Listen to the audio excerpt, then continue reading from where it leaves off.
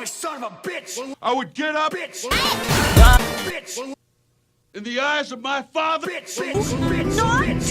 Block boot is 4, -1, that's 3 quick maths. Everyday man's on the block, smoke trees. See your girl in the park, that girl was an uckers. Welcome, people. Today, podcast, I will not be playing anything in the background. It'll just be a gameplay video on repeat. Because I fucking hate all of you. It's like, no, I don't. Welcome to the podcast. Lazy. Fuck you. Welcome to the podcast.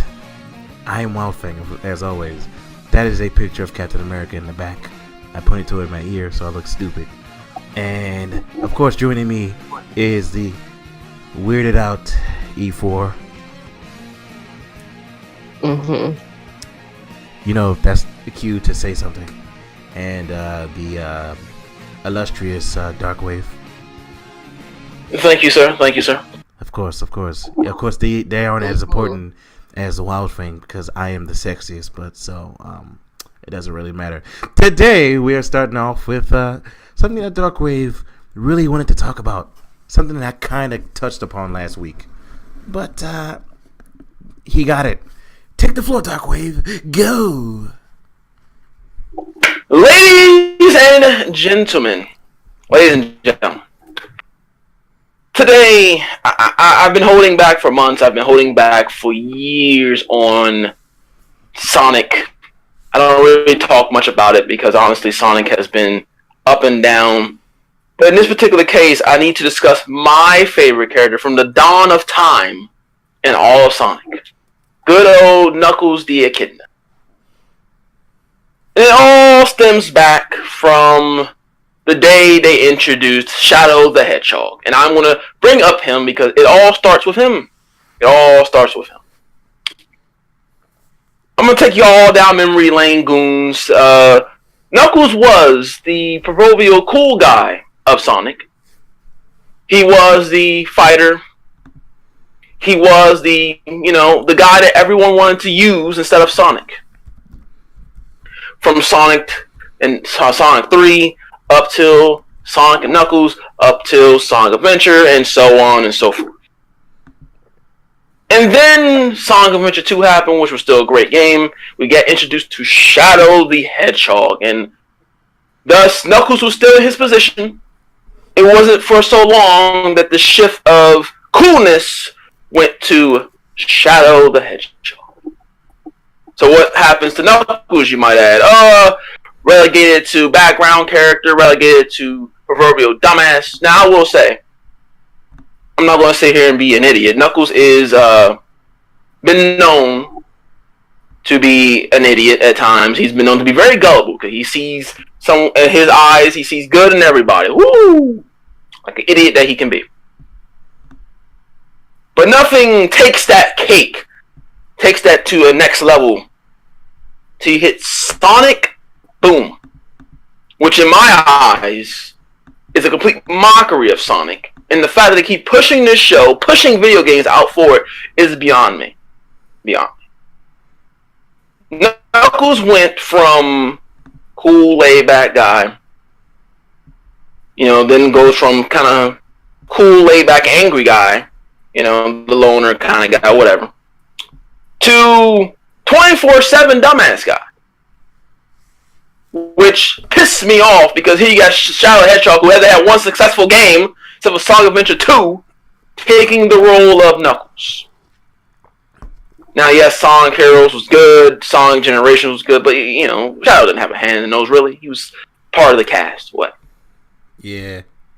And then, the worst of it all. Do you know what he weighed? Oh my god. Ugandan Knuckles. Oh. And now Knuckles has not only gone from cool guy to dumbass, but now a dumbass meme.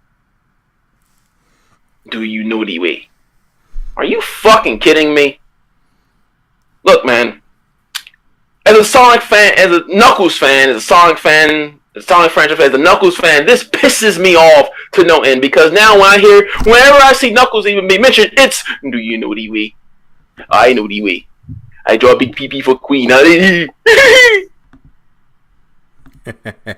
Fuck anyone who associates Knuckles to this garbage instead of what he truly is meant to be. You want to see the true Knuckles? Go to Sonic Adventure 1. Go to Sonic Adventure 2. I don't even say go to Sonic Heroes.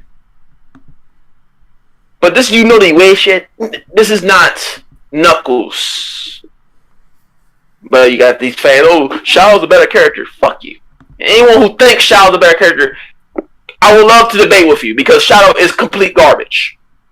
This game was garbage. He was great. He was great. But then he got the Roman Reigns treatment shoved down our damn throats. That's right. I can. You know, it's funny. I can mention Roman Reigns in a lot of different parodies. Shadow is the Roman Reigns of Sonic.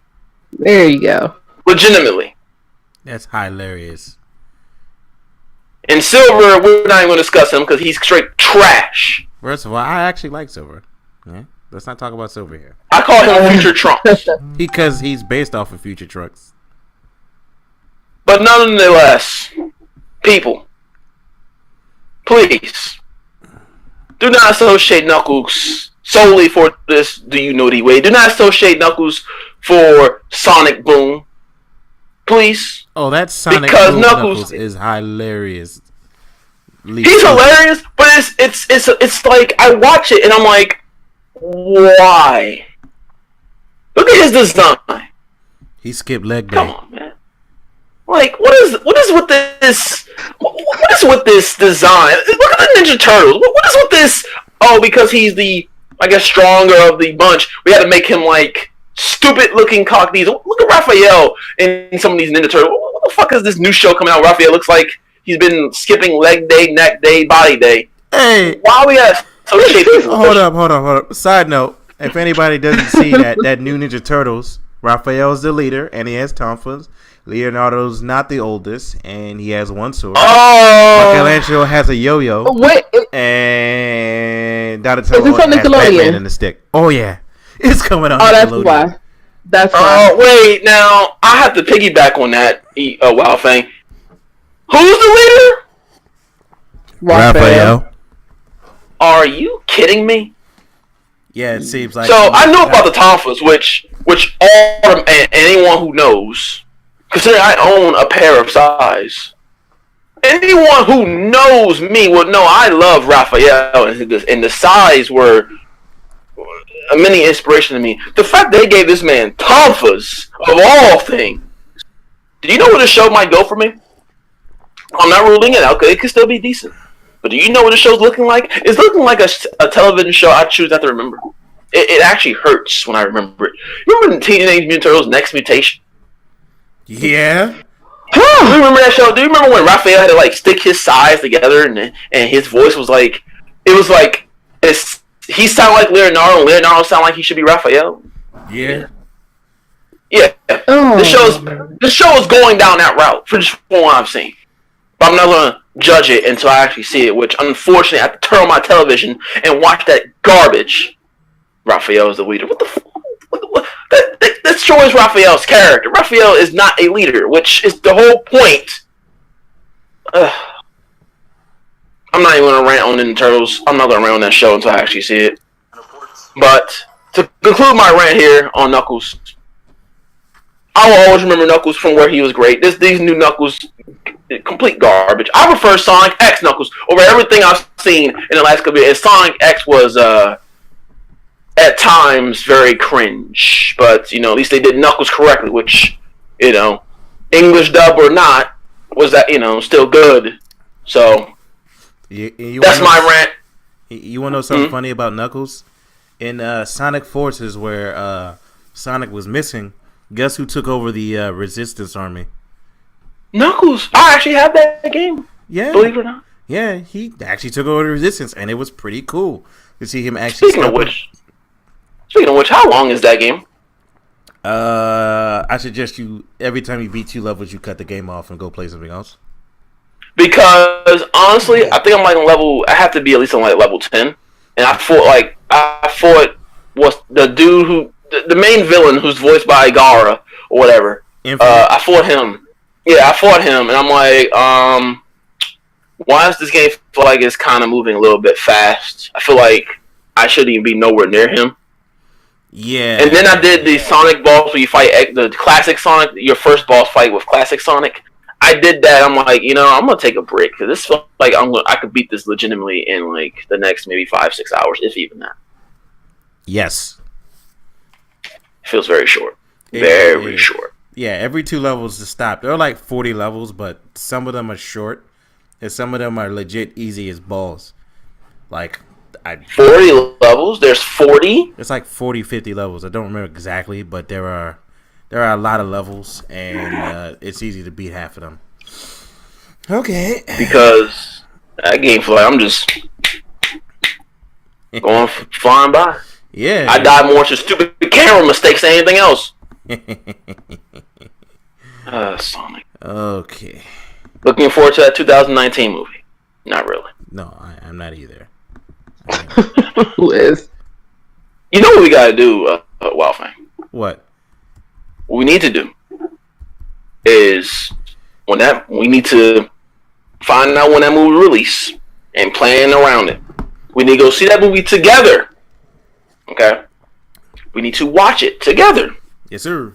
And as soon as the movie's over, we do a live review right then and there. You know why?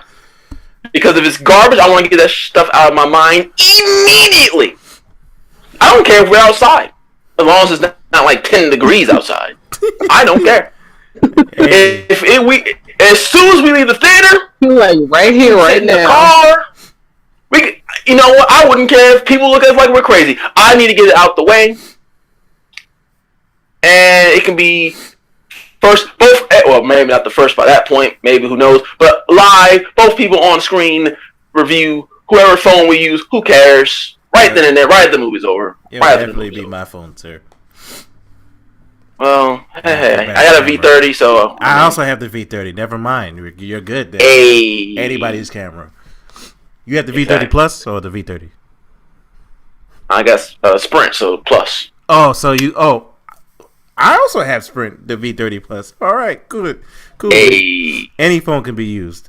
Next, the next topic. So last week we were talking about games of service, and I brought up one instance of games of service, like the online passes. This is for you, E4.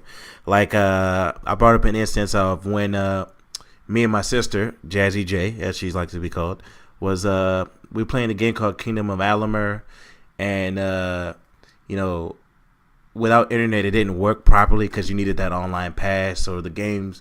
And we talk about like live service where games need online passes for single player stuff, multiplayer only games that have lots of microtransactions, and overall games that just like to milk you for your money.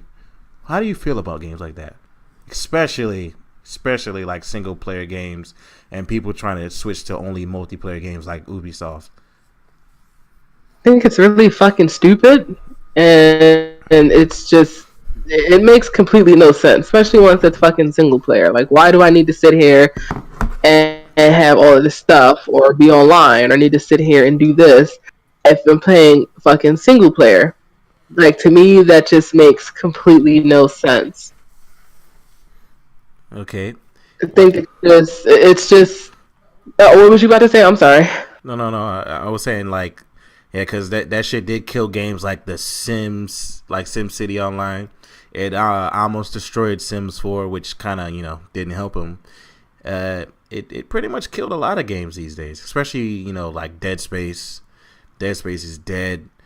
And, because like Diablo 3 almost died because of that dumbass shit. A lot of games these days are just getting flack for it. Yeah, because, we're gamers and stuff like that, which is kind of what I like a little. It's kind of a thing that I like with gamers.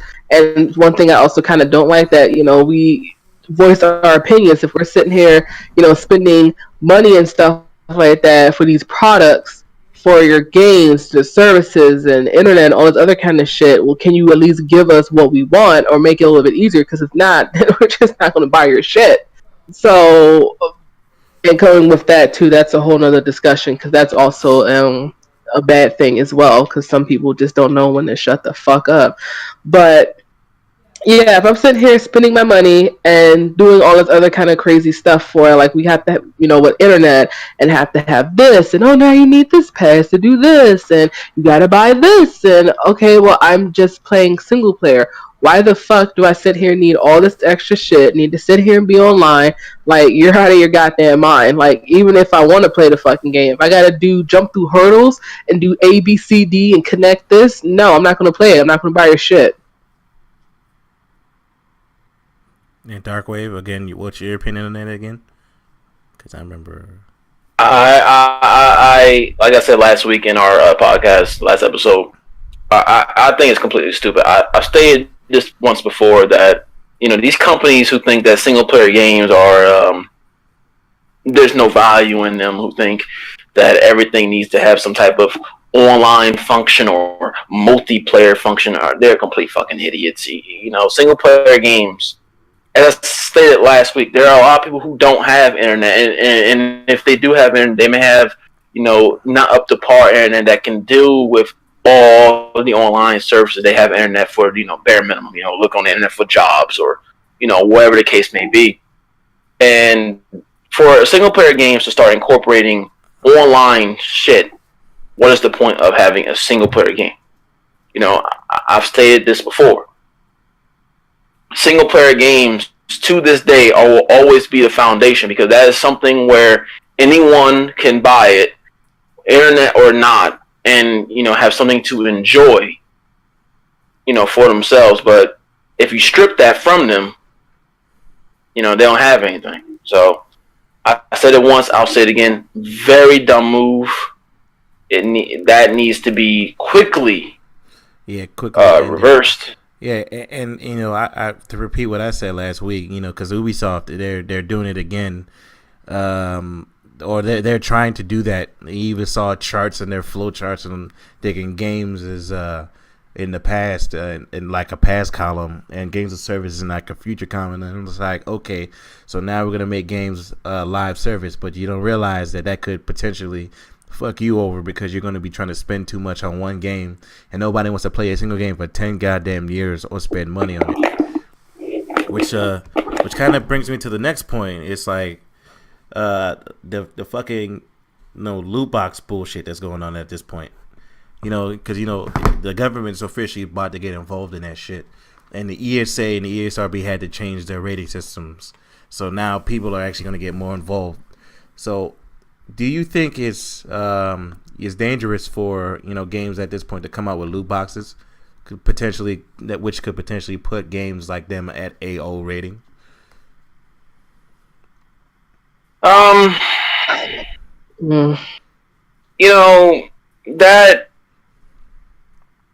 That is a very it's not an easy question to answer. I don't know, because when it's the loot box thing, let's take a step backwards here. Yes, sir. When companies try something, when they do something, it's always a try. Let's see how far this can go, right? When you do anything, it's let's see how this can go. When you're trying a new food or a new restaurant, let's see how this does. When you're trying new clothes, let's see how I look. It's always a test run, right? Yep. And when something is a test run that becomes successful, what happens? Everybody tries it. Everyone tries it. Look at, for example, I'm gonna use this as a prime example. Look at MMOs, okay? Yeah. Though MMOs have kind of been dying down as of late, look at the early, maybe early to mid 2000s. One MMO started. I'll just say War of Warcraft. Not saying that's the very first one, obviously, but you have Ragnarok and all that shit. Yeah. War of Warcraft did it. Then you see all these pop MMOs come out, right? Let's look at something more recent. Battle Royales. Everything now is trying to weed in a Battle Royale some kind of way, right? Because it's proven to get a market of audience 10, 1, 2, 3, 4 million players, and it's it's market there. You take it back to loot boxes. Now, I don't necessarily know who was the very first game to do it. I really don't. But I'm just going to use Overwatch for example. Overwatch has loot boxes, and it doesn't shy from it. Everything in those loot boxes are cosmetic. Skins, the in-game currency, profile pictures, whatever. And when they come out with new skins that are, people want, people will buy, and I have seen YouTube videos will spend money on 50, 100 loot boxes. You times that one YouTuber by however many people play Overwatch that possibly can buy it. I bought maybe like one loot box or the 2 loot box thing just because it was like $2. I'm like, you know what not? I would never go higher than that because I'm not a fucking goon. But more than what I did. But and I'm not ashamed to admit that I put like a $2 in there, for a skin or something. But what happens when Overwatch makes? I'm just gonna throw it down. This is not factual information. Don't quote me on this. We'll just say within a year it makes, I don't know. I'm just gonna throw 500,000 on loot boxes. We'll just throw out a number. Yes, sir. What happens when you hear 500,000? That's 500,000 from just loot boxes alone. We're not including the millions of people who bought the game. We're talking about just loot boxes alone. I'm sure 500,000 probably pushing it, but I don't know numbers. Yeah. So you go to people looking at that. Companies are looking at that. People may say, "Oh, we don't care about what other companies do." There's 100. No, they do. They look at the numbers. Oh, this plus is using loot boxes. Let's see how this works. Because ever since Overwatch and Call of Duty, I believe did it maybe before Overwatch, but after Overwatch, it really started coming into effect quite a bit with the loot boxes. Yeah. In my opinion. And why? Because it makes money. So when something makes money, it's like, well, can you honestly blame anyone for coming out with loot boxes? So back to the original point, will companies should they be afraid? I don't know if they will. Apparently Trump visited some video game stuff about another topic we'll discuss later. The government's going to try to get involved with loot boxes. I don't think they will be afraid to release it as long as it's rated correctly. I think they will put the term gambling on the boxes now. I think that will be a thing that's on the boxes. But I mean, if it makes the longer it keeps continue to make money, I don't like I said, I haven't bought loot boxes in probably about a year, and that was for Overwatch, and that was like maybe once or twice. But as long as these people out here, I'm not going to call them idiots because it's their money, continue to buy loot boxes, no matter what the government says, no matter what anyone says, ultimately, whether it's cosmetic, pay to win, whatever, you'll always see loot boxes in a form, whether it's in the form of a cube like Destiny or something that says a lot box on an MMO. You're gonna always see it. I don't think they'll be afraid. I honestly think that they will tread it. They will monetize it more. I don't think you'll ever see someone with Battlefront. Oh yeah. I don't think you'll ever see something like that again. Oh yeah, the next Battlefield, they already said they're gonna have loot boxes, but it's gonna be cosmetics only. Like they're afraid to release the loot box system, and I'm like, yeah, that's what. And that's what I think. It will be monetized more. It'll be, loot boxes will be. They'll pay more attention to what they put in there. That way, there's not huge fan uproar. There'll always be fan uproar because you're not gonna make everyone happy. But cosmetics is a way to kind of go underneath the radar, So that's all I got on that one. Okay.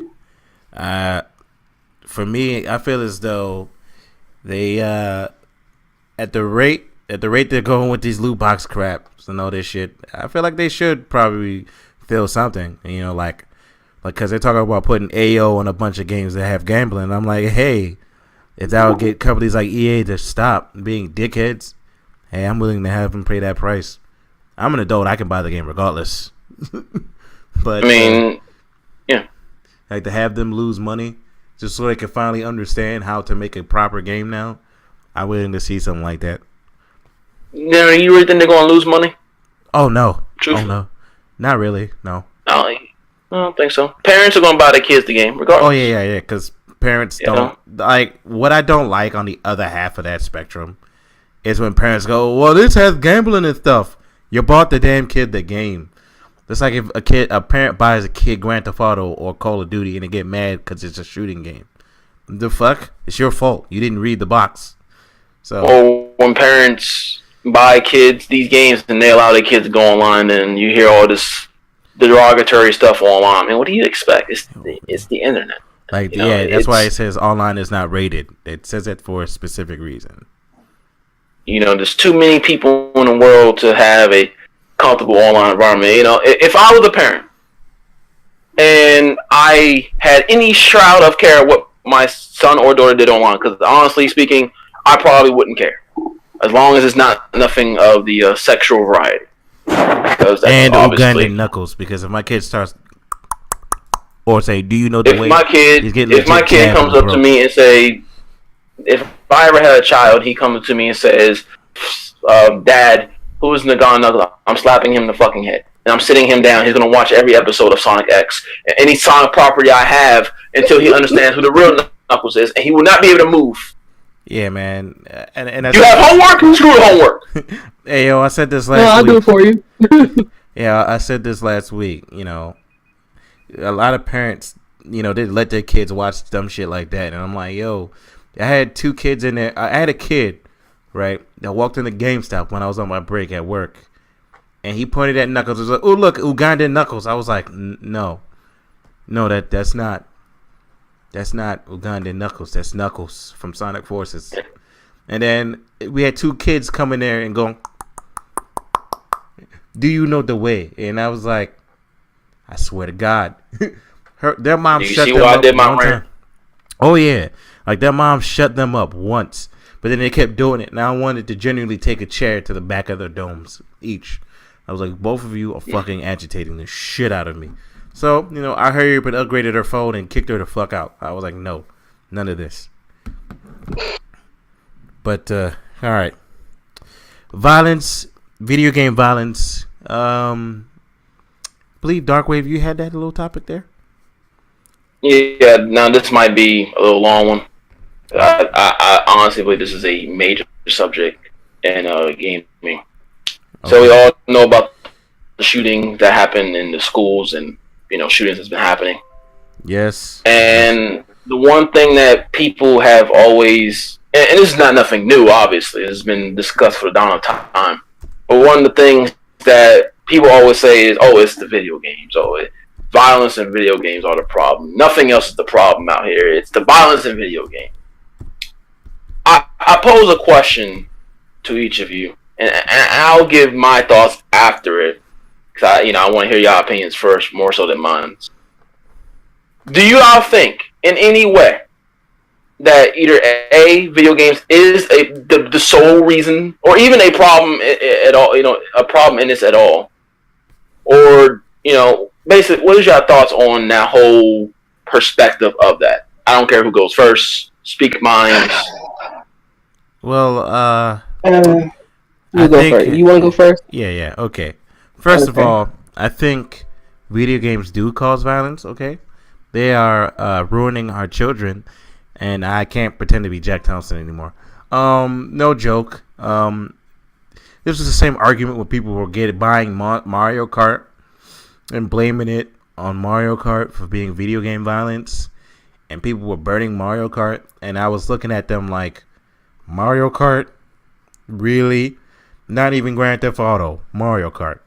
And how the fuck does a video game cause you to use video game violence? That's never made sense. That's never been a valid argument to me. It's always been something that I believe somebody always just try to make up just to deflect blame on, parents not teaching their kids anything. And it still agitates me to this day. Like, yo, first of all, You're not gonna play like if my kid does something stupid like that. I'm not gonna say video games did it, and there's no way nobody can convince me that video games did it. I'm gonna literally tell them to shut the fuck up. It clearly wasn't video games. My child, or this child had a mental problem that nobody decided to take care of. But you're gonna blame video games. You're just gonna look like a dumbass in the end. Like I hate that shit so much. Like video games didn't make me violent. Like what the fuck? That doesn't make any sense. But that's all I have to say on that, man. Because if I go on this, man, I'm going to end up cussing out every parent I've ever seen in my life. Go ahead. Ethan. Yeah, I'm not going to give my full details about this because I also am just going to get pissed off because it's an argument that I got with a customer with.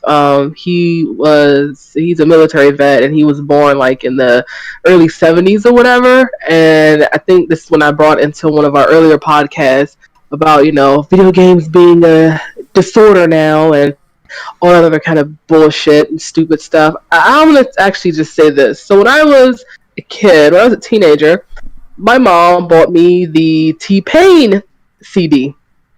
She didn't know who T-Pain was. She just knew that he used a shit ton of auto-tune. She was like, alright, whatever, it's harmless. She bought me the explicit one. There's all kinds of cussing and all the other kind of stuff in there. It only took until my sister saying something to my mom to be like, oh, hell. However, my mom knew me and knew that I was not a problem child or knew that I'm going to sit here and repeat any of this stuff. So she let me keep the CD. I had a very good amount of explicit CDs from Ludacris to Nelly, Tip Drill, to all these other CDs. How did I get away with it? Because my parents knew me and they knew that I don't sit here and do anything or whatever like that because they pay the fuck attention to me. It goes the same as with the video games and the dumbass parents and kids. Even if I wasn't a gamer, if my kid came to me and say, hey mom, can you buy me Grand Theft Auto 10? I'm going to look up and see what the fuck this game is. No, it says it has this rating and stuff like that for it. So, no, I don't think that's appropriate for you right now. No. Well, mom, I said no. I'm not just going to sit here and be like, oh, well, this and that and that. And, oops, I bought my kid this. And it goes to also, about we just don't have any fucking personal, we don't take anything, to saying that it's our fault. We want to blame every fucking body. We want to blame everything else. It's like when the dumbass kids and stuff eating fucking Tide Pods and the parents are getting mad saying that it's Tide's fault because Tide makes the Tide Pods look like candy so they look appeasing. That's why people were eating them. Jesus Christ. Are you fucking kidding me? They had celebrities come on camera and be like, stop eating fucking Tide Pods.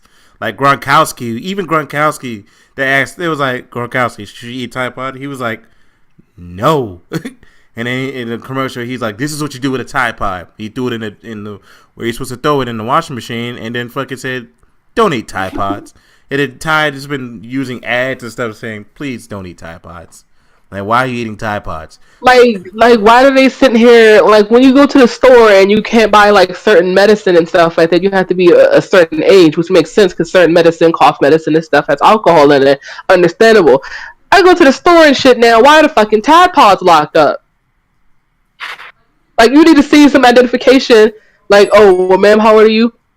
So you need to see some identification and verify and check and see how old I am in order for me to buy some damn some laundry detergent. They really started locking them up. They started locking them up, yes. But this is getting me off on a tangent, whatever. The guy that the customer had, he's sitting there saying, oh, with video games and this and that, because, people are just so angry and, I blame the video games. I said, why do you blame the video games? It was like, you're a military vet. You lost your arm for this country. I thank you for fighting for this country. I'm not going to do it, but I thank you for it. Why do you... So, any of the wars that we've been in or the war that you've been fighting and stuff in, was that because of video games? Well, no, it's because... Oh, okay. So, were guns invented, after video games came out? Call of Duty and all that stuff, and people just saw Call of Duty and they're like, oh, hey, there's these things called guns in them. Let's actually create them too. Or are they based off of real life events? Well, it's just saying that what do you have to prove that I've been playing video games for 25 years may have a slight little bit of road rage, if there's anything in that, but it's people that piss me off and people that make me angry. It's not games that make me angry. I play games to get away from people because people are stupid. But it just pisses me off to hear about constantly about video games calls. They've been trying to sit here and monitor video games and been sitting here bashing video games since the fucking 80s. Like, get the fuck out of here. Oh yeah, I remember this one newscaster was like, "Oh, that isn't like that." He was defending. He was like, "Oh yeah, so Hitler, he was playing video games," and they was like, "No." He was like, "Then how does that make any sense?" Nobody could properly answer the fucking question. And that's the thing. I'm like, dumb, just dumb stuff. Nobody can ever answer the question. It's always, oh no, it's never, the question can never get answered because it's a stupid question. Video games do not cause violence. Violence is caused by people. Like, what the fuck? Like, dude. Like the kids, the two teenagers and stuff like that. When Columbine and stuff like that. Where he's sitting there and shot up the school and all this other kind of stuff and had the bomb. Like, are you okay? Was that blame that's sitting there on video games, or did you guys want to sit here and blame the? Yeah, and want to not blame the parents, saying what kind of fucking parents are you to not be paying attention to see what the fuck your teenagers are doing in your own basement? But it's video games' fault. It's totally video games. Let's not say anything to the parents. To check and see what the fuck how am I not going to sit here and see what the fuck my son is doing in the basement? Because people don't want to sit here and admit that we have a fucking problem in our damn country, and it's not video games. And what y'all both said, very valid point, and 100% correct. I agree with everything y'all have said. I think back, and I always look at when I hear these discussions about video games and violence, and the first thing that comes to my mind is, why? Why do we always look to the video games? Why don't we, say, people say, no video games, it wouldn't be as violent. So you're telling me that video games are the only violent media in the world? You're telling me that rappers don't come out here every fucking album saying, I'm gonna take a gun and shoot someone because I go hard, or 50 Cent's entire Get Rich or Die Try album, or movies in movie theaters. None of those are violent, right? Those don't, couldn't possibly be the reason. It has to be this good old video game that just so happens to have violence in it. The American people, presidents, governments, whomever, parents, they don't want to take accountability for themselves. They don't want to take any type of responsibility for themselves. If I said it once, I'll say it again. Parents, I'll go with them first. Your children should be your number one focus in your life once you have kids. 100%. You should know whether they have a problem, whether their mental stability with certain things, how they react to things as they're growing up in life. Once they hit an adult, who knows? But when they're kids and living in your household, you should know how they're developing as they grow up. If you see your kid, or your kid has a problem or has gone through therapy or has these type of issues, and you clearly know this and you're trying to work with it, why even buy him that type of game? Depending on the condition. Yeah, these are things that parents do not understand. You have to pay attention to every detail with your kids at times. And to understand that your kid, and this is one thing parents really don't understand. When your kid hits the age of 5 or 4, whatever, and they begin going to school, that is 8 hours or so that they're not around you. That is 8 hours that they are around other individuals, other adults, other scenery. You have no clue what is going on within those 8 hours. No matter how old your child is. Oh, yeah. 100%. They could be seeing fights at school every day. They could be, going to places they have no business going, that they know if you knew, you would beat the hell out of them. There's a lot that can happen in 8 hours. 8 hours is an entire workday for us adults, for some adults. That is almost a lifetime in school for kids. They're not around anyone. They're around people that, they're not parents. That could stem a lot of things. That could be a reason why kids end up having babies at the age of 16. It's so many other things. Video games is being, and like E4 said, since the 80s, is nothing more but the government scapegoat. So they don't have to do any type of work. So they don't have to really dig down deep and try to really change things. Look at gun laws. Why is it so easy to get a gun? It is so easy to just go get a gun. Barely any background checks. There is some. But people can go legitimately get a gun in like 30 minutes. It takes longer to get an ID. An ID. Driver's license don't take that long. A driver license, an ID. Hell, sometimes even going to the grocery store can take longer than getting a gun. Yep. Instead of fixing those issues, which are the main issues, making it, and I'm not going to say take away guns and weaponry, because, some people, guns can be a fun hobby. Go to the gun range, shoot a couple. It can be a hobby for some people, I openly admit I have a pair of size. I mean, come on. Yeah, and I'm not saying ban weapons. I have a sword. I have a baseball bat. But and those, and mainly, you carry a sword or side mainly for vanity, decoration, put on your wall, or if you, like me, martial arts who trained in some of that stuff, that's why you have it. So am I saying ban weaponry? No. But it should be restrictions. It should be a longer process, at least a day or two process before getting any weapon, gun, especially gun, guns, knives, whatever. Legit weaponry, not a little butter knife you can buy or a pocket knife. I'm talking about legit weaponry.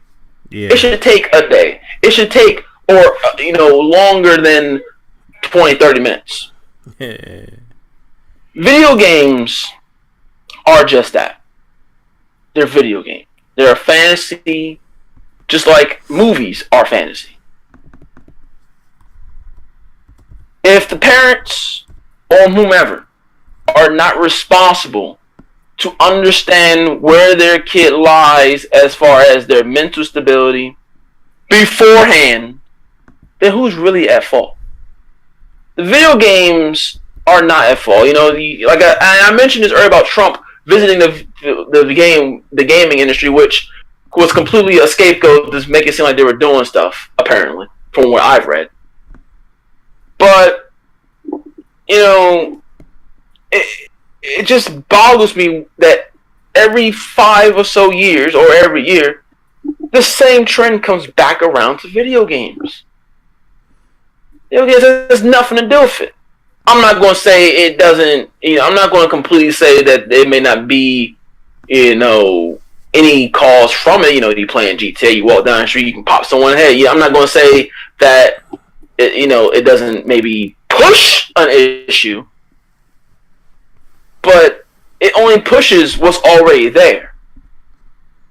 You can't just pop in GTA and automatically say, oh yeah, I'm going to walk down the street and kill someone because I'm playing GTA for the first time. It's not just going to What? pop in your head to do that. You never You played know- GTA and wanted to get in your car, pick up a hooker, go to the alley, have sex with her, and then beat her to death for the rest of your money? What? No. Not at all. And if I did, it would have been something deep in my mind. That's what a lot of people don't understand. Violence or whatever in that kind of way is usually already in someone's mind from whatever happens in their life, whether it's a traumatic event, whether it's a mental problem. And if you don't recognize it, then it can be awakened. It can be awoken from listening to 50 Cent on the radio. Yeah. It can be awoken from listening to watching John Wick. Oh, It can be awoken from playing a video game. Now, let's think about this for example. A lot of video games, you don't play a villain. GTA is probably one of the few games where you're legitimately a villain who's just fighting against other villains who are assholes. Most video games, you are the hero defending your life. Uncharted, Mass Effect, anything with violence, you're generally a hero. You know, you're a good guy who's fighting for himself, his family, or whatever the hell he's fighting for. Same thing with movies. You know, they're the heroes fighting to defend. So it's not like you're openly, just immediately going down the street and in a game and popping someone head. That only really happens in Saints Row, GTA, and et cetera, et cetera. Video games are not the cause. If anything, they are just like an influence button that almost any media has.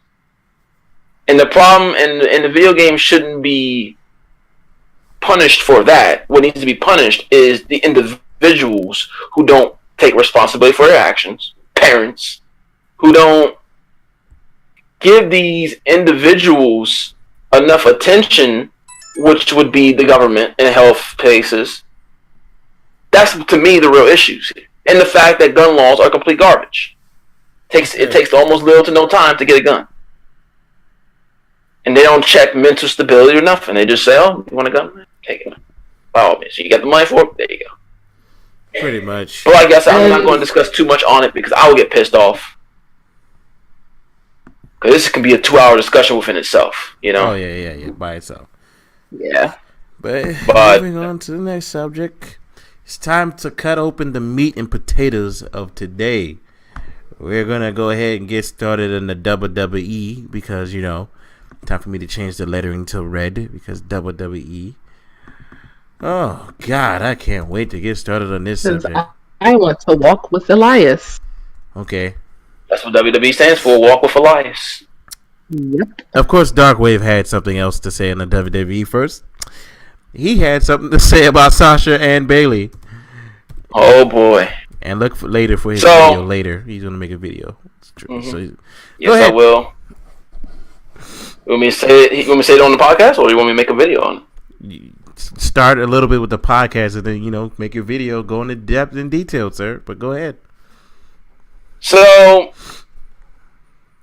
I'll say it. So we all collectively, love Sasha and Bailey as far as their matches. They put on hellacious matches, right? Sometimes, yes.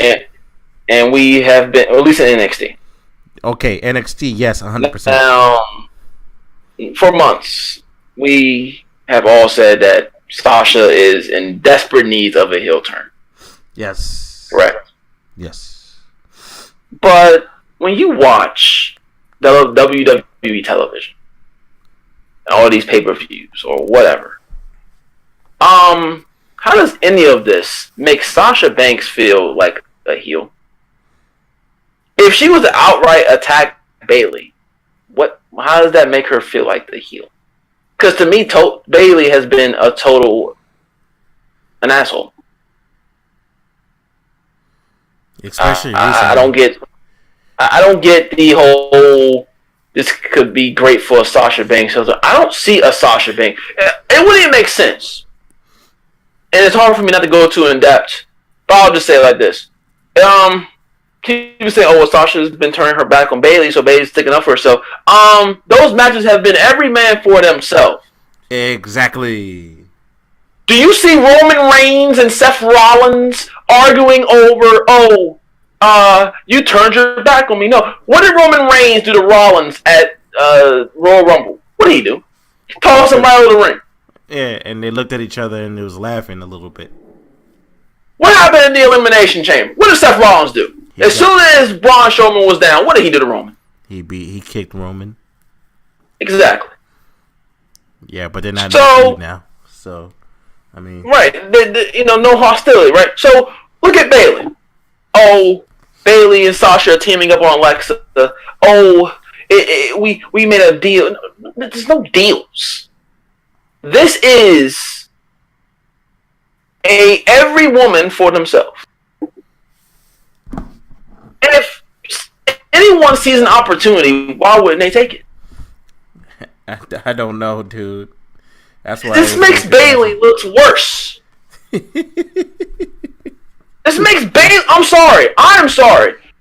This makes Bayley look worse. And honestly, if Sasha Banks was to say, "You know what, Bayley, fuck you," could you blame Sasha Banks? Nope. Could you blame Sasha Banks? So how does this make her the heel in any of this? Once again, WWE doing bad writing. I will leave it at that because unless you want me to continue now, but I will leave it at that. Leave it at that. And I'll make my video because I'm going to go deep and creative on this one because this boggles me beyond belief. Wait for the video. Okay. This one's. I'm Johnny Bravo over here. Wait for the video. On a side note, I'm playing WWE 17 or 18, simulating matches, and Undisputed Era once again wins the tag team title from the Street Profits after holding the title for 700 days. Why could these guys just not lose the title? But side note. See, E4. Now, the next subject is about Roman's promo. So I know you genuinely liked the promo. What did you actually like about that promo? I didn't genuinely like the promo. I was just like, since the John Cena BS bullshit or whatever like that, it's gotten slightly better. Oh, Slight. It got like one little half notch better. I didn't say that I genuinely liked it. A little bit less. But a little bit less. My opinion, I actually think it's gotten just a wee bit better. I think it's gotten a wee bit better. But my opinion and stuff like that, but kind of a little bit. I first kind of was like, oh, okay, oh shit, all right, Roman, let's have him, spitting some truth and stuff. Cause I fucking hate Brock Lesnar. You fucking hate Brock Lesnar. Who do I hate in WWE? Fucking Brock Lesnar. I hate Brock Lesnar more than I hate John Cena. And you know how much I fucking hate John Cena. But then when I sat here and after the episode, I was sitting here thinking of something. I was like, wait a minute. WWE, you bastards. You tried it. You tried it again. Tried have Roman do all the political BS and, Brock's not here and then blah, blah, blah, because he doesn't care and then this and that and that. And then after hearing that he actually was there, they just was like, hey, yeah, you go ahead and go home. I was like, yeah, you almost had me. You almost had me, WWE. But no, I almost fell for it, but let's try again. But it's yeah. I fucking hate Brock Lesnar. I'm sorry. Look. Roman's promos ever since John Cena, he just says the words "bitch" a lot, which does not make him a tough guy or a cool guy at all. Okay, it just literally blows me. Cause now he's like, hey, such and such is a bitch. You're a bitch. Everybody's a bitch. And I'm like, bruh, seriously, no one. Would you rather him keep calling people a bitch or rather keep talking about men's penis? I'd rather him go back to talking about people's dicks and balls. Because, at least that was, it gave us more material to be like, okay, why do you keep talking about dicks and balls? It was intriguing to try to think Roman was kind of gay. But this joint, we just keep calling people bitches. It's like, bruh, okay, How many times can you say someone's a bitch without it, with it kind of losing its flair? Like, hell, that whole situation, I was like, dog, stop calling people bitches. It's done now. Like, you played it up. Are we in the PG era? Yes. So it's kind of stupid that he keeps going, this such is a bitch. You're a bitch. Everybody's a bitch. Your mother's a bitch. Everyone in the world is a bitch. But whatever. Darkwave, do you have anything to add to that?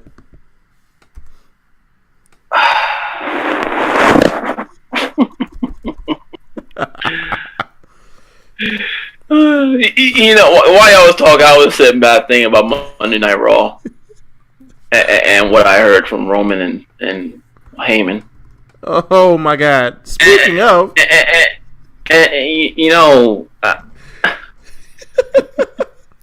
I think back to the first Roman promo.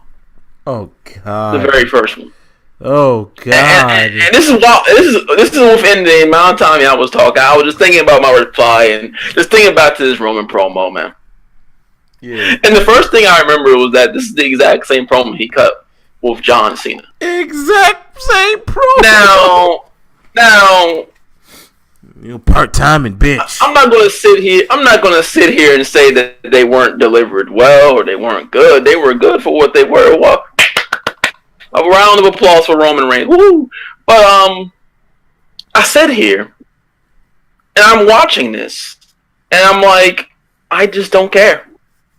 This does nothing for Roman.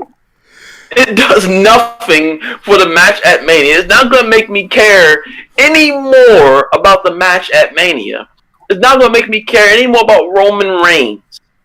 It is the same garbage we seen with John Cena. The exact same formulaic political promo to get this man over. Oh, now all of a sudden we're going to turn Brock lazy. Oh, we're going to turn Brock heel. This will get Roman over. Do you not understand where they're going? And I'm not talking about New Orleans. We're going to WrestleMania, where all the smart marks are going to be. Do you think these smart marks give a crap about Roman Reigns? Now, granted, I'm sure half of them don't give a crap about Brock Lesnar either. But I know I don't care about Brock Lesnar, but they're going to boo Roman. Even if it wasn't legitimate boo, they'll boo Roman simply just to boo Roman. So, all of this, Paul Heyman sucking his cock, Paul Heyman giving all this praise. Oh, yeah, but Paul Heyman was... Roman talking about how this is going to be, he's going to, he want him to be here, he wants to be here. I mean, what's with this? What is the point of this? To get Roman over. To get over Roman for who? Because no one's going to boo Brock Lesnar. And the moment Brock Lesnar does show up and want to fight Roman, he'll get cheered. Hey, Brock will get cheered just because Paul Heyman's with him by proxy. And it make it even worse. That whole promo on Raw where he was giving Roman the best blowjob of his life. It was just like, yo, can we stop? This is getting disgusting, Paul. What the fuck? I'm still looking at the screen like that reminds me of two other individuals that like to do that. Yeah, Mr. Wood and Vince. Hey Vince, let me get some of that penis today. Hey, do you want the Roman or do you want the Cena? Get the fuck out of here. He's like, hey, done. I'm gonna either dress my wood up in a hat that says you can't see me, or in a flak jacket. Pick y'all one. are fired. Y'all are fired. I want the one with the flak jacket.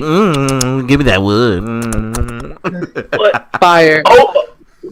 Ultimately, man, I sat there and I'm just watching with, I just watched. That's all I could do was just watch, and I just sat there. Yo, and you know what's sad? You want me to tell you what's sad? Like E4 says she hates Brock Lesnar, she hates John Cena. You know what's worse than hating someone? what? When you just don't give a fuck. Oh, When you don't care what's on your television screen. I'm going to state this again because I think I need to reiterate this every time we talk about this match. I am not watching Roman Reigns versus Brock Lesnar if that is the main event. I mean, I'm not watching that match at all. I will legitimately just either I'll cut on freaking, I don't know, anything else other than that match until that match is over. More likely, it'll close out the show, so that means an early bedtime for me, because there's no point in me watching. I don't care. That's even worse than hating the product. I legit hating this story. I just don't give a shit. I'm that way with the New Day. Brock, we'll discuss them too. Roman versus Brock is the most uncaring storyline I have probably had in quite some time, because I'm not interested. Hey. I don't want to hear about the Brock not being here. I don't care what Roman's saying. Oh, you calling him a... Seth Rollins called Jason Jordan a bitch not too long ago. There's nothing special, and that was more legitimate. Oh, yeah, because of how he did it. But you know what had me fucked up when Roman came out on Raw? Right?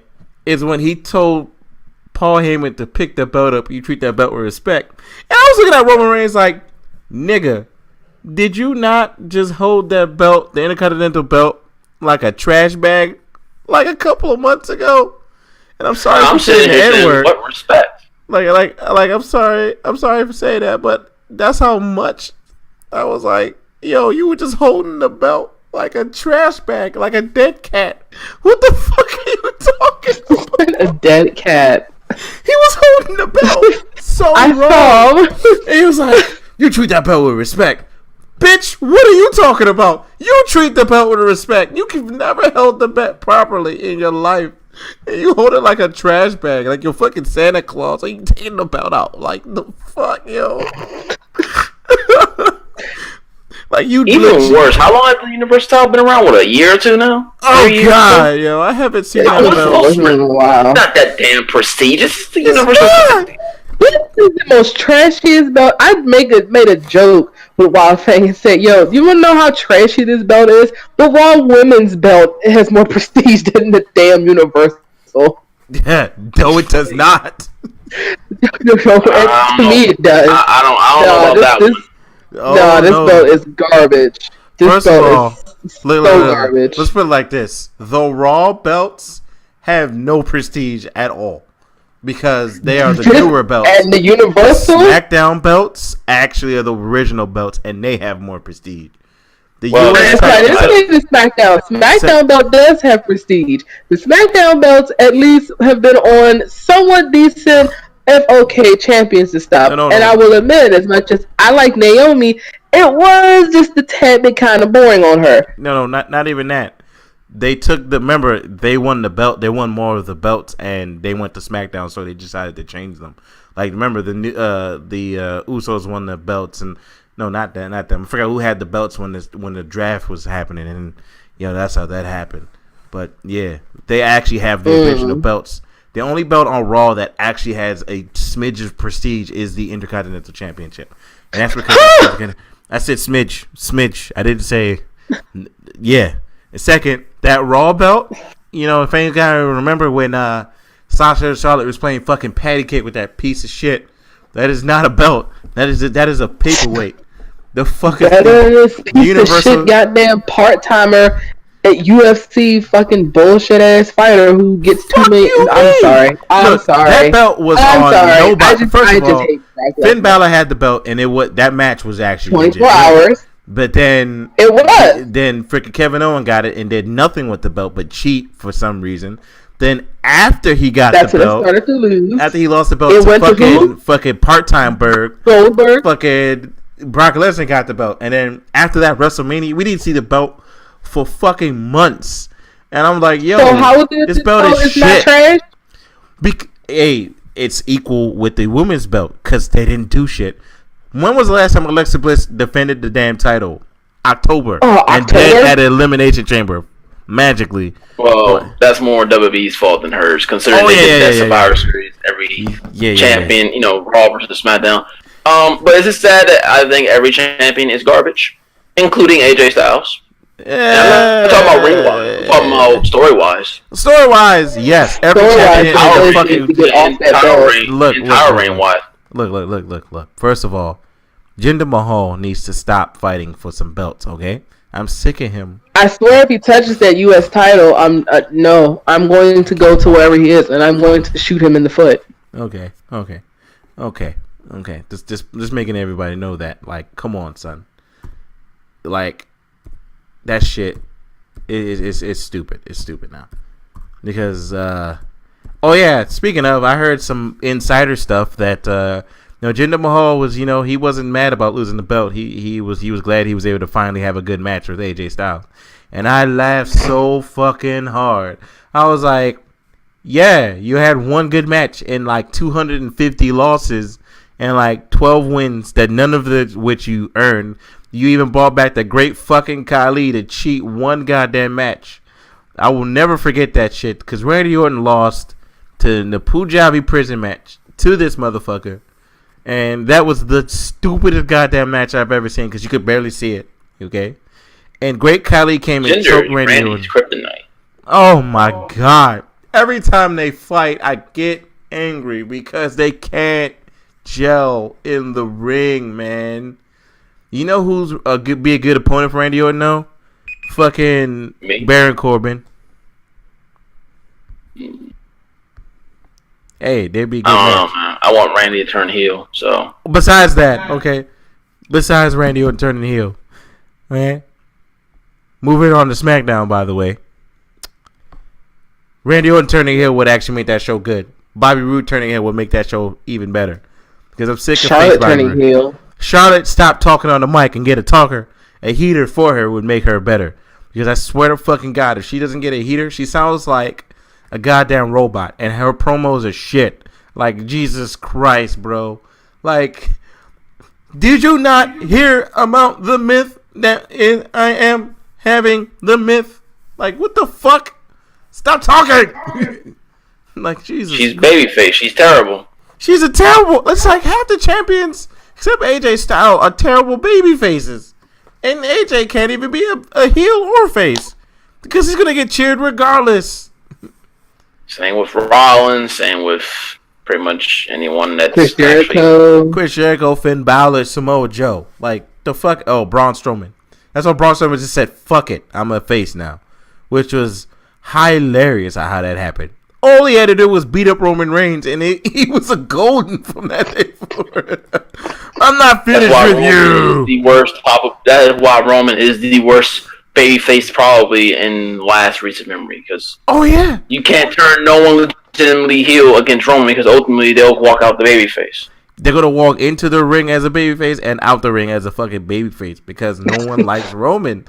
Like, remember WrestleMania 31? Brock Lesnar was the goddamn heel. Clearly he was the heel. But guess who got booed in their way to the ring? It wasn't Brock Lesnar. It was fucking Roman Reigns. Like, come on, Roman. And this motherfucker Roman went on live podcast and said, as long as you get a reaction, any reaction is a reaction.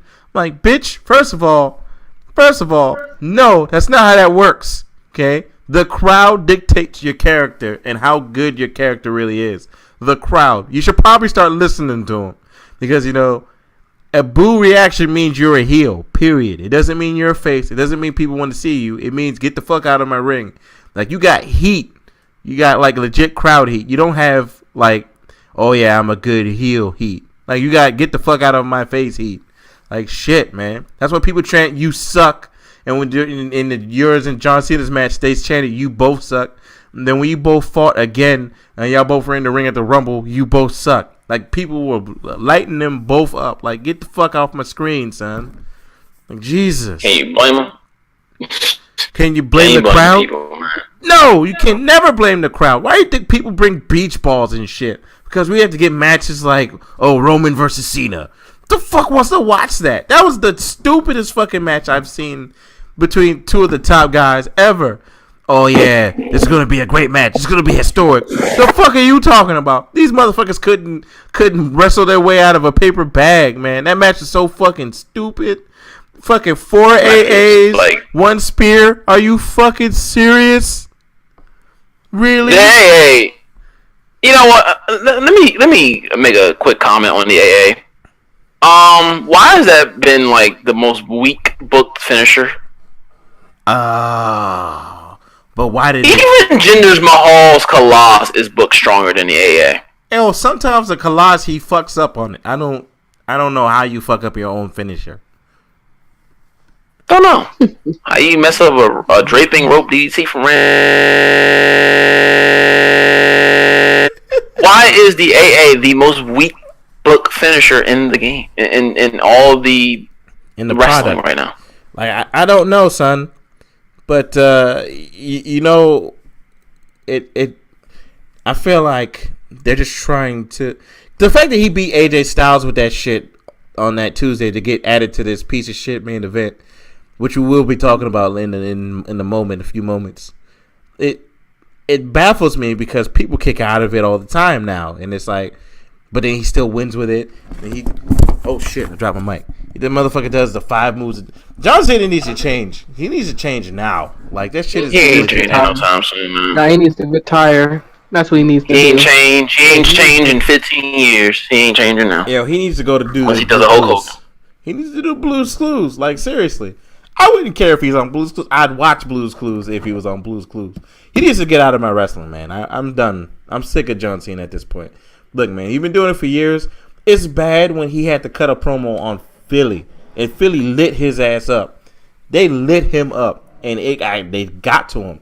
So recently, you could tell that the crowd's been getting to John Cena and Roman Reigns. It's like, oh, but you keep winning matches that you're not supposed to win against people that we want to win. Finn Balor, AJ Styles. Who are you gonna beat next? Fucking Samoa Joe, Braun Strowman. Yo, if he ever beats Braun Strowman, I'm done. Like I'm done. I'm cutting off everything, son. I can't take it. I laugh. No, son. First of all, if he beats Braun Strowman, I'm literally gonna cut my TV off and I'm not watching the rest of Raw.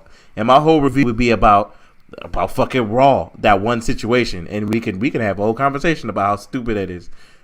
Like, do you remember when Baron Corbin lost the briefcase, and JD had a 26-minute review on SmackDown about how he lost his briefcase and said nothing else about nothing? That shit, it'll be just like that. It'll be just like that. That'll be it. That shit was funny. That was funny, though. That was pretty funny. Now, couldn't even cash in on Jinder Mahal. Jinder Mahal. Baron Corbin kept looking at John Cena. I was like, son, stop looking at it. You're making it so obvious. And then John Cena made 0 sense. I was like, John, you have a championship opportunity. And if he cash it in, you could literally get yourself a title match, you retard. Like, what the fuck? You could have got yourself. John Cena's a retard. Basically. I was like, yo, why did you stop him from getting the title? That makes no sense. You could have just got yourself a champion. Oh, shit, I'm done. Hey, man. That was the golden shovel with John Cena right there, man. Hey, yo, all in all, man, Raw and SmackDown this week was complete and utter garbage. But moving on to that, from that piece of shit, let's talk about fucking NXT, right? And I know, I'm going to start with you, E4. That's the greatest promo in months. What did you think about that great promo? I don't even know which one you're talking about. And Tommaso Ciampa. I know. No, I said I do know which one you're talking about. I'm sorry. Jesus. I'm sorry. Go ahead, finish. Okay. I'm sorry. Was just going to say that was I absolutely loved it. It was literally as we was watching it and stuff, it literally was just in his head. I could just imagine him just, dance puppets. Just dance. Just as you said, him as the conductor. He has his stick and his top hat, and he's just, do my bidding. Just, it was really, didn't even say a damn thing. Didn't even say not a thing at all. I absolutely loved it, and I was eating it up. What about you, Darkwave?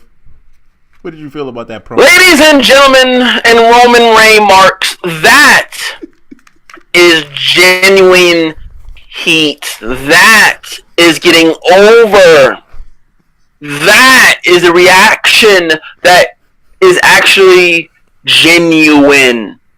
Yeah. Roman Reigns, understand this. Tommaso Ciampa is over as fuck. He is by far probably the biggest heel right now in all of WWE. And that proved it. He didn't say a word. And the fans booed him out of the arena. He stole some poor guy's sign.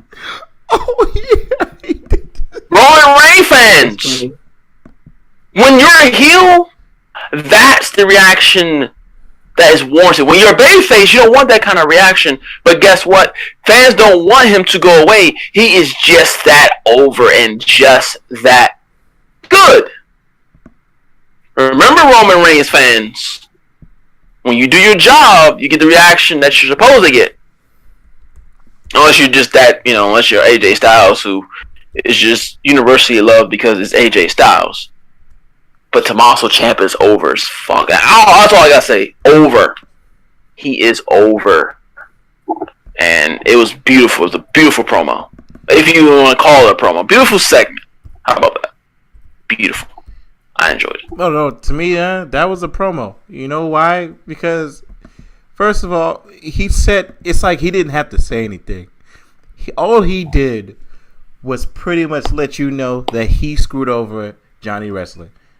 And then he let you know by grabbing the sign. He let you know by taking the crutch to the sign.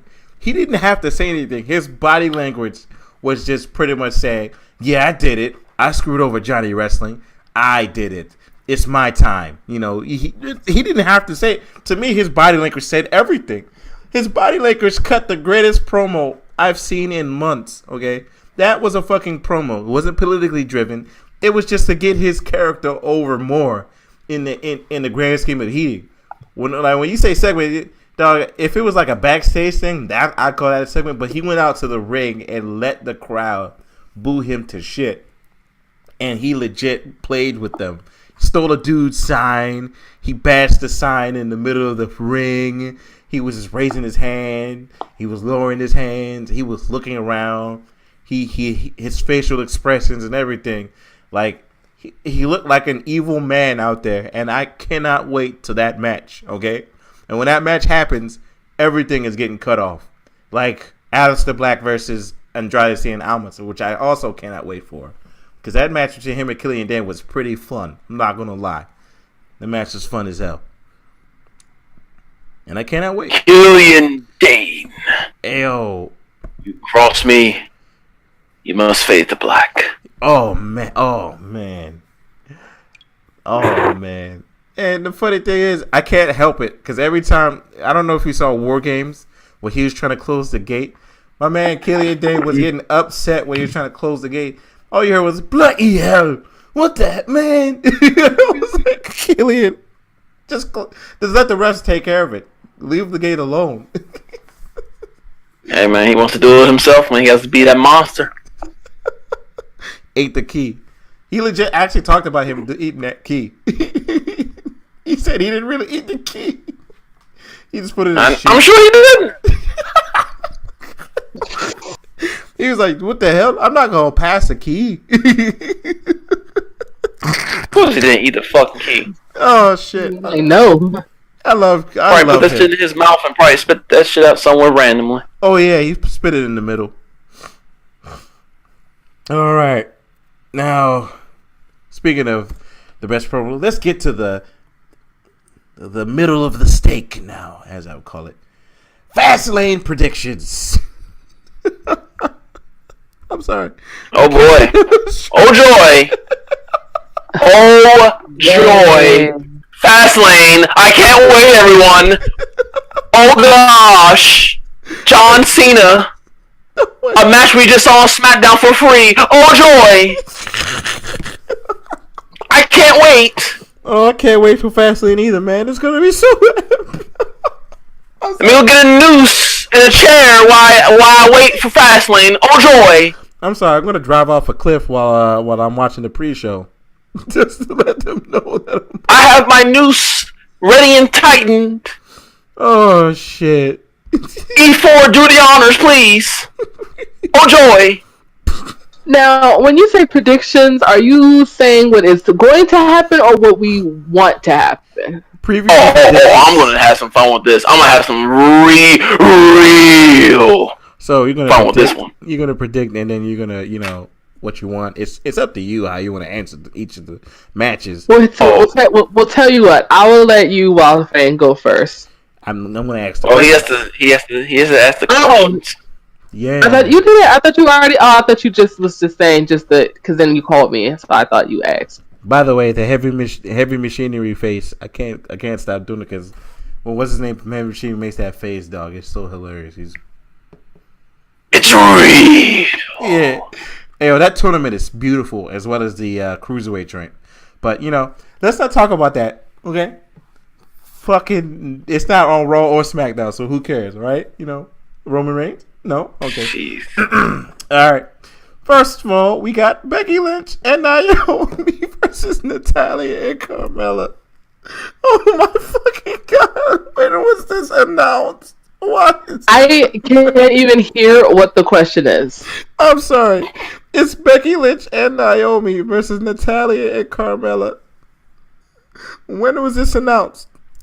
Why is this on SmackDown? When? Do I care? Hey, I fast forwarded half of SmackDown. I'm lying. I don't know when that was announced, but why is this a match? What's going on? Why is this a match?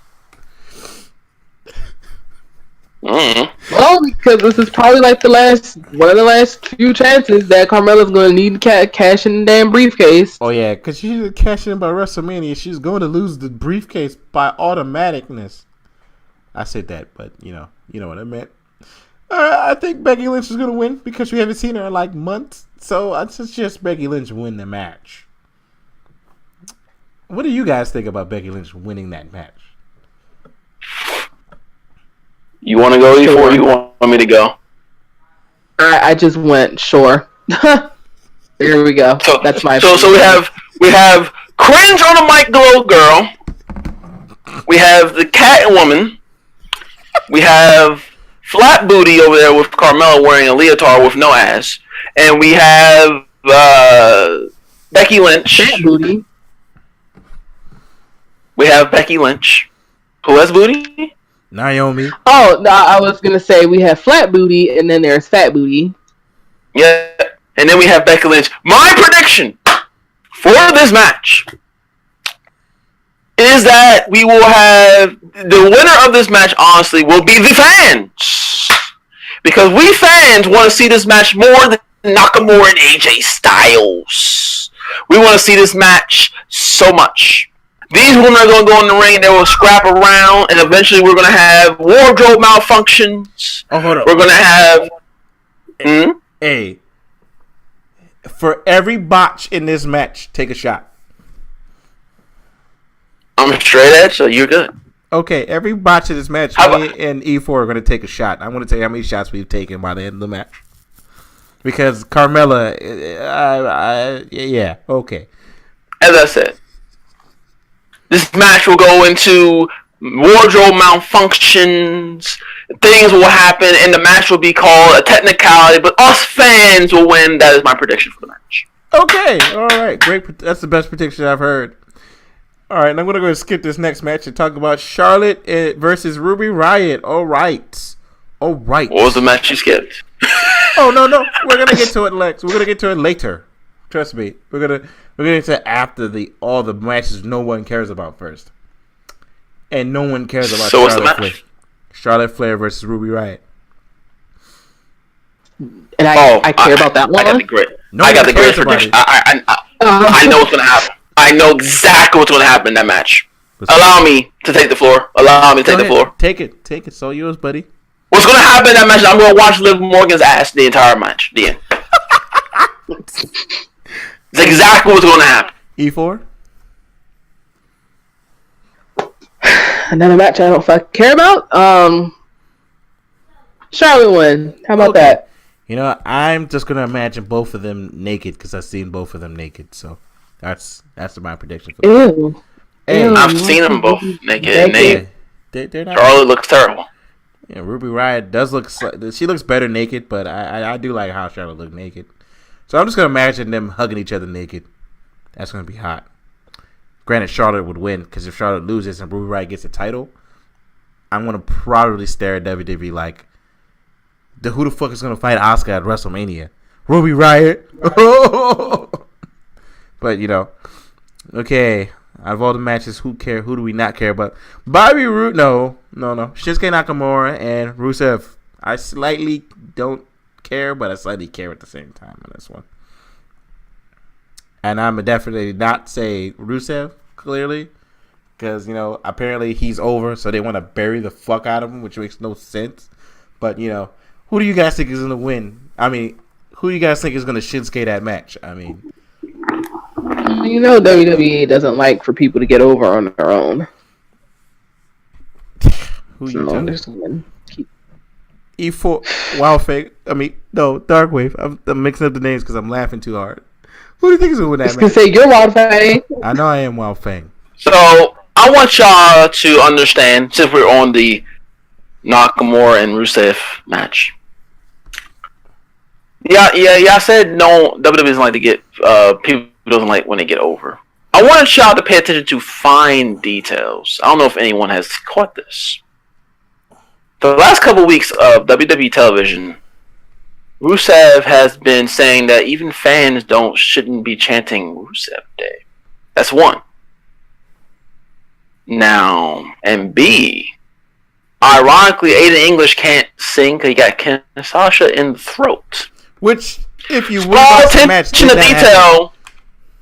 Small attention to detail is that it seems that WWE could be trying to kill Rusev Day by having Rusev kind of go heel on his own gimmick, and now by quote unquote damaging Aiden English, he's not going to sing, or he will attempt but fail.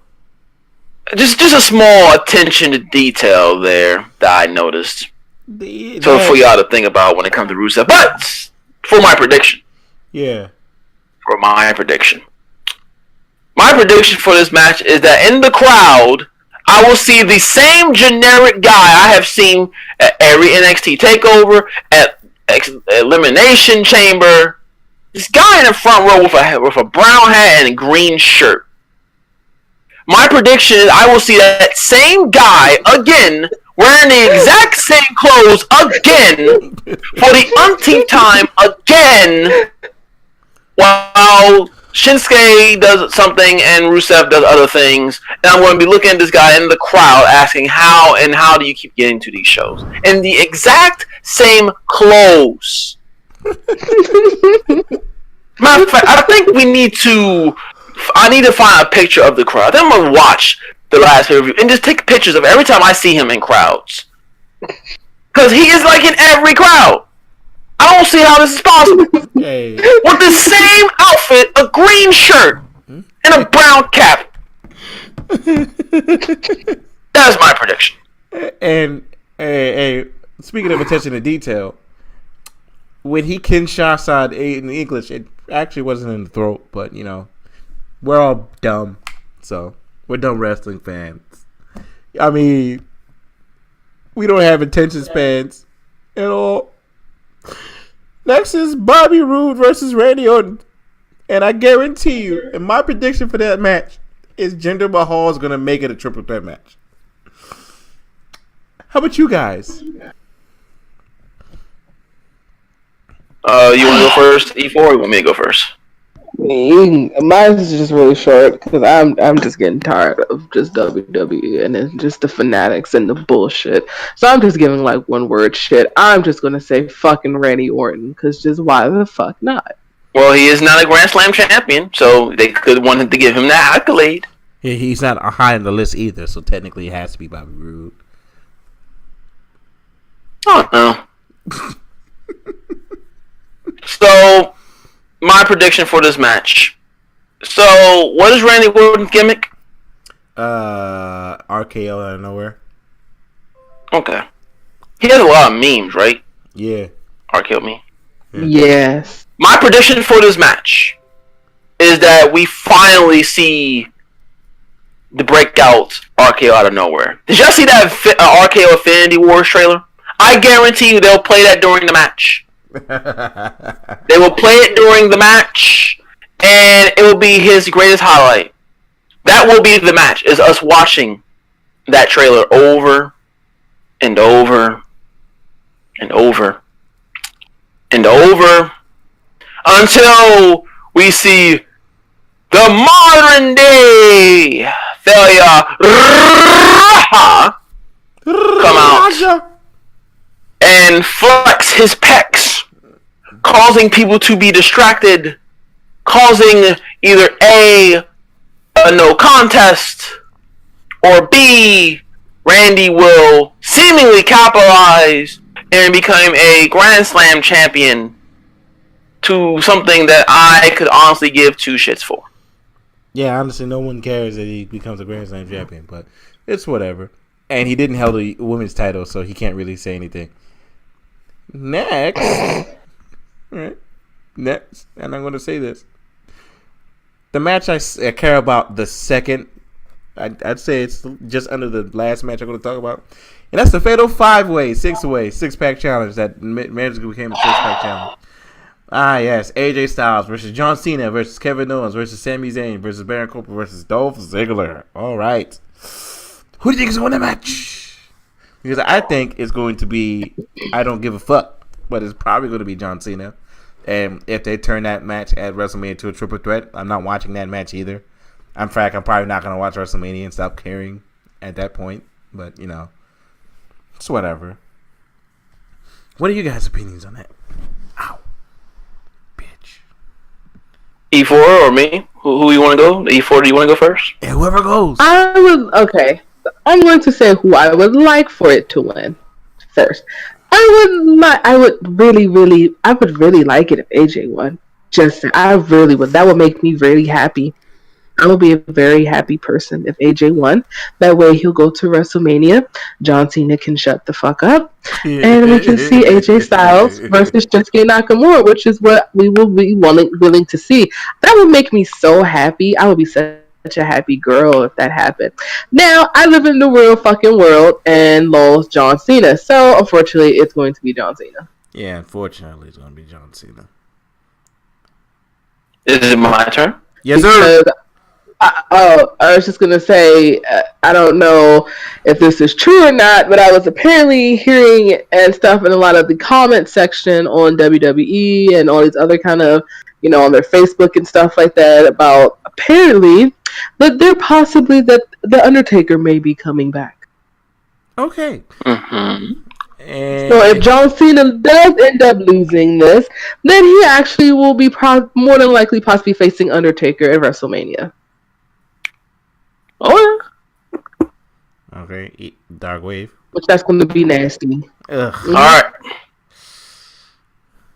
The main event of Fastlane, 6-Pack Challenge, AJ Styles, Baron Corbin, Kevin Owens, Sami Zayn, and whomever else is in that match. I will give my prediction. Baron Corbin's not winning. Sami Zayn's not winning. Kevin Owens is not winning. Of course. John Cena won't win. And Dolph's not winning. AJ not going to win. No one wins. You know why? Why? Because this match is probably going. Because we've seen this match already. Oh yeah, I'm already bored of it. Oh yeah, we saw it on Monday, on Tuesday.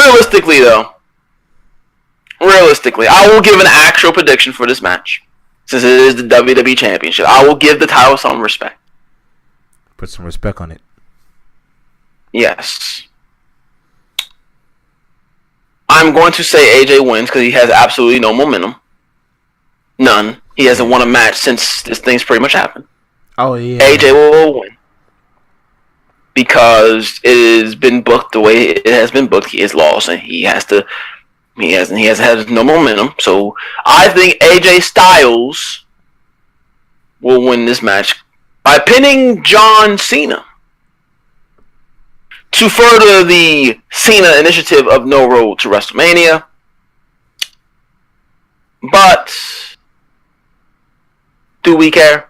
No, I don't even care if he's on WrestleMania. But there is a dark horse in this match, and that's Dolph. because of this so-called contract. Yep. But I don't believe either, so I'm actually going to say the phenomenal one AJ Styles retains. We get a build towards WrestleMania, and so on and so forth. Okay. All right. And now the match I actually care about: the Usos versus the New Day. I'm not giving my opinion. Because you hate the New Day, I know. And I believe that's another side for the I don't like New Day. No, it's not that. What's up? I can see this match going one of two ways. So, the Usos promo. Yeah. They've never been on the official, anyway, WrestleMania card. Oh, yeah, you're right. So, that could place the Usos on Mania. Now, that would leave, that would be the easier choice. Because then you can have Usos versus Bludgeon Brothers. Oh, yeah, that would be a good match. But, despite how you feel, it is New Day. So then you wonder, well, what is New Day going to do at Mania? They can host it again. Yeah. This is another match. This is another match that I'm not going to say I necessarily care for, but is probably of all the matches probably the most unpredictable. Yeah. So there are three options. I'm gonna tell you all three. I'm gonna give you all three options here, in all three variable storylines. Like I said earlier, Usos have never been in WrestleMania, so option A is they win clean. Option B, the New Day win, and you get a rematch at Mania because obviously rematch clause. So that way, the New Day has a guaranteed way on the card. The Usos can get on the card, challenging for the titles. Both teams on the card. Then there's option 3, or option C. Bludgeon Brothers ruins this match, getting whomever disqualified. Usos retain, and like everything else, another multi-man match, you could possibly see a triple threat match for the titles at Mania between the Bludgeon Brothers, the New Day, and the Usos. Now, out of all those, not only am I going to give you my top scenario, I want you two to give me your number one scenario out of that. Even you, E4, even though I know you hate New Day. So I'm pretty sure you'll choose option A, where Usos just win. But I would rather, if they're going to push the initiative of the Bludgeon Brothers, I would rather see them one-on-one with the Usos to push that dominant factor. Now, yes, you could say, well, triple threat, you have the New Day and the Usos, and have Bludgeon Brothers in there. They've beaten 2 top teams. That could also kind of cement it, but I feel like that's not legitimate enough. It's not believable enough for me because they can easily capitalize on something the Usos do to New Day or vice versa. So if you're going to give me this Bludgeon Brothers initiative, have it be one-on-one. And honestly, I don't know what you do with New Day. You can throw them in the Andre Memorial Battle Royal. You can have them do an angle at WrestleMania. I don't think that they need to be on the card as far as competition. They haven't really done anything this year to warrant it. A feud over Pancakes. So I'm just going to go with that. I prefer my option A, where the Usos win, and then you can have maybe a number one contenders match between, maybe over the weeks, seeing who will face the Usos at Mania. You can have maybe Gabriel and Benjamin versus New Day. You can have New Day go over. You can have some random team, whoever else is on SmackDown versus the Bludgeon Brothers, and then maybe the week after that have Bludgeon Brothers versus New Day. Have them beat New Day, and then go to Mania. Have them beat the Usos. Really get this Bludgeon Brothers thing on the road. I like the Bludgeon Brothers. I think they have a lot of potential. Oh yeah. So I'm gonna go with that. Yes, their gimmick's a little bit cheesy, but I mean it's wrestling. Yeah, I mean John Cena. Enough said. So that's my hope. Option A. My prediction: Usos win, go on to Mania, face the Bludgeon Brothers. Of course. E4, go ahead. And I'll be fine with that. I will be quite fine with that. You want to do something with the New Day? I don't know. You can put them on a damn pre-show. I don't give a shit. And for me, I would definitely choose option A because I'd rather see. Because the Bludgeon Brothers do need to beat a team. They need to stop beating up on garbage and beat a team. I mean, the Hype Bros weren't shit. That I don't really count those as victories. Like jobbers aren't. Breezango ain't shit either. Breezango ain't shit either. And when they fought them I literally didn't even have to watch the match. I just heard it. And then when they beat the Ascension, the same thing. I didn't watch the match. I just listened to it. I was like, yeah, the Bludgeon Brothers are gonna beat the shit out of them, obviously. So end of the day, I'm just like, okay, I'm gonna need the Bludgeon Brothers to actually get a legit W, like over the New Day, which I would love. From to get a legit W over the New Day because the New Day is quite stale and they need to change, man. They need to change. But and I agree. Yeah, I'm like if the Usos can change, unlike their cousin, cough, I believe other teams also need to change on that, man. It's getting stupid at this point. And Breezango need to fucking wrestle, Jesus. But the you could have teamed up. Damn. That's so mean. Fashion Files. Then after like the second episode of Fashion Files, I was getting actually legit pissed off. But that's whatever. Anywho, so that wraps up the previews and predictions portions. Did anybody have anything else left to say on WWE or the gaming subjects before we come to a head? I'm not sure if I asked you this last week. You have Sword Art Fatal Bullet, right? Yes, I do, sir. Have you played it? Have you played it recently? No, I played it for a little bit, and then I'm trying to beat Dynasty Warrior so I could sell it. I was going to ask you how you feel about the game. That's all. Oh yeah, the game's pretty okay. It's the best Sword Art game so far. Isn't that ironic? Considering that the gun season was the best Sword Art season. Yeah, like so far, but it's the best Sword Art game. You know what? I'm gonna take this a little bit.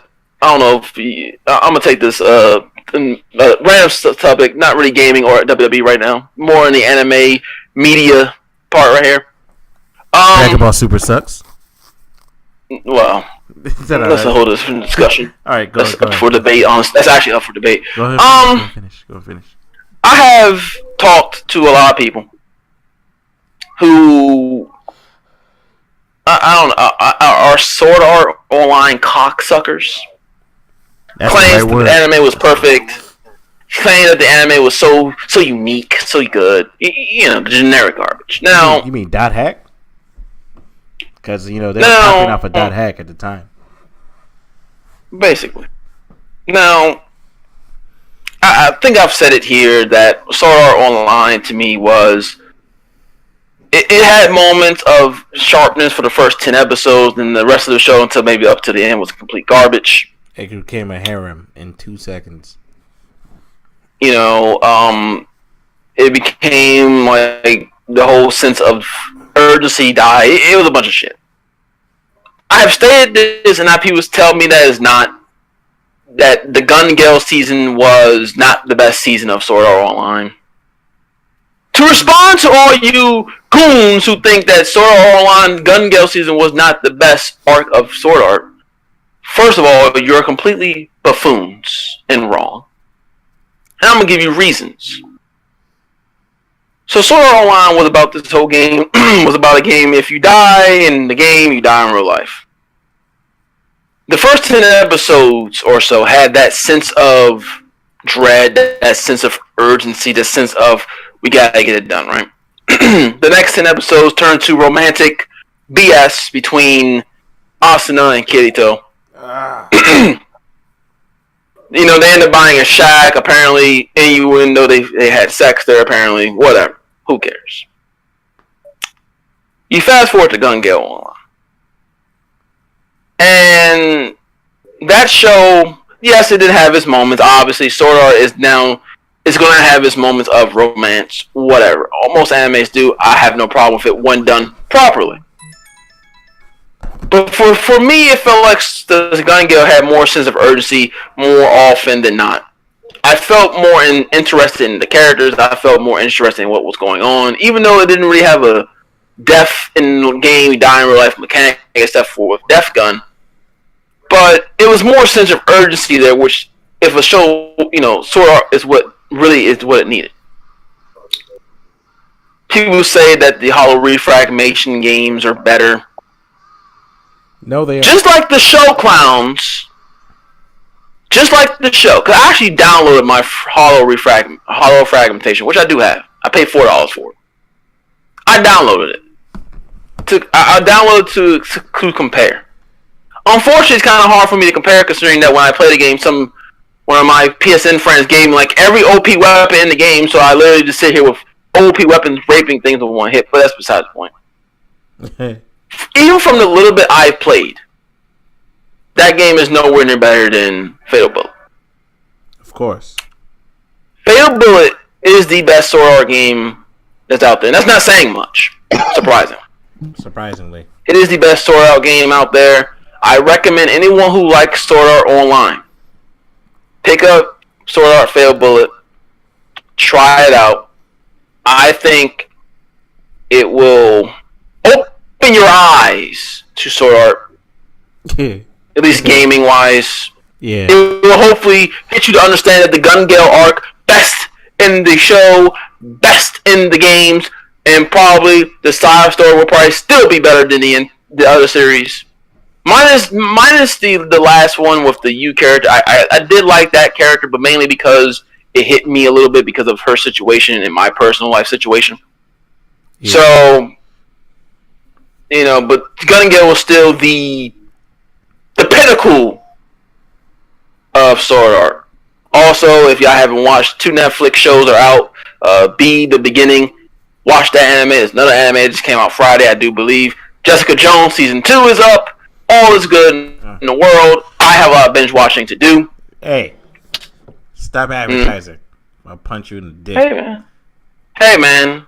Look, man, it's on Netflix. They watch it, and then we discuss it later. I'm going to go ahead and say, all right, guys, we'll catch you later in the next episode. Just remember, I'm Wildfang, and the other people don't matter. Have a good one.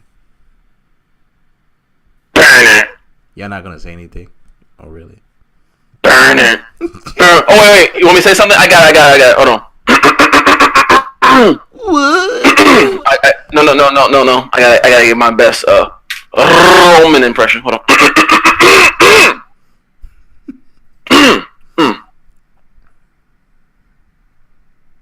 So Wildfang's really a bitch, isn't he? Yeah. You know, Wildfang comes on this podcast and he, you know, we just want to see him, y'all.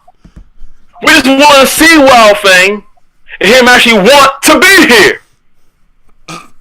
You tell Wildfang on the next episode of the podcast, don't come dressed to talk about gaming and WWE and maybe the brief anime. No, come dressed for a fight. Good job, Roman Reigns! What? Oh, Roman! Yeah, Roman! What? Roman! Yeah! Roman! Oh, he's so confused. He does not know what's going on. What? Roman, what? Oh, wait, and now to top it all off with the Rollins laugh. I'm out. Oh man.